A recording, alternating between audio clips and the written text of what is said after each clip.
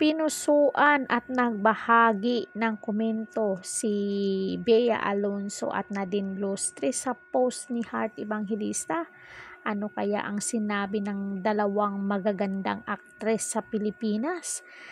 Hanggang ngayon, usap-usapan pa rin ang pagrampa ni Heart Evangelista sa Milan Fashion Week na ipinost niya sa kanyang Instagram account. Sa kanya namang IG story, ibinida ni Pia Wurtzbach ang pagsundo sa kanya ng isang Ferrari para umatin sa nasabing fashion event. Uy, hindi nagpahuli si Pia, in fairness.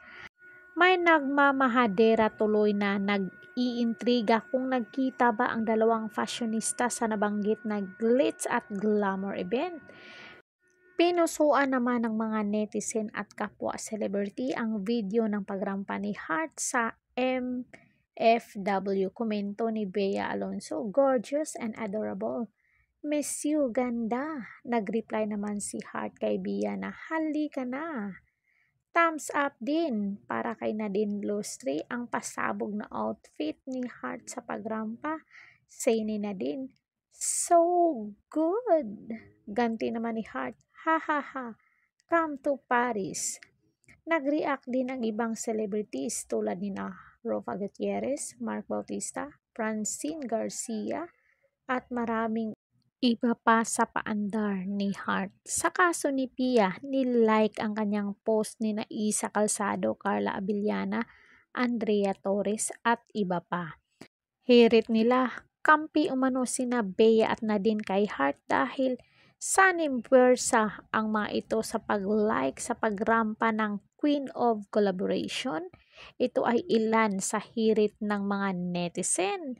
Ha ha ha, kanya-kanya sila ng minanok. Obvious ba nakampi si Bea at Nadine kay Heart? Para namang di affected si Miss You. Matatandaang hanggang ngayon ay patuloy pa rin pinagsasabong sina Heart at Bea. Anong say nyo dito mga Team Heart at Team Pia? Comment down kayo dyan sa baba. For me, ayaw kong gusto ko si Heart. Sorry Pia, pero gusto ko si Heart rumampa. Parang sanay na sanay, hindi yung parang nagpa-practice lang.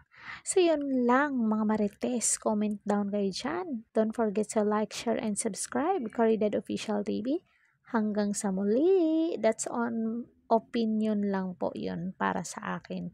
I'm Heart Evangelista kasi sobrang galing na nagalingan niya ako. So, kung opinion ko yun, I'm sure may opinion din kayo. So, hanggang sa muli. Thank you so much.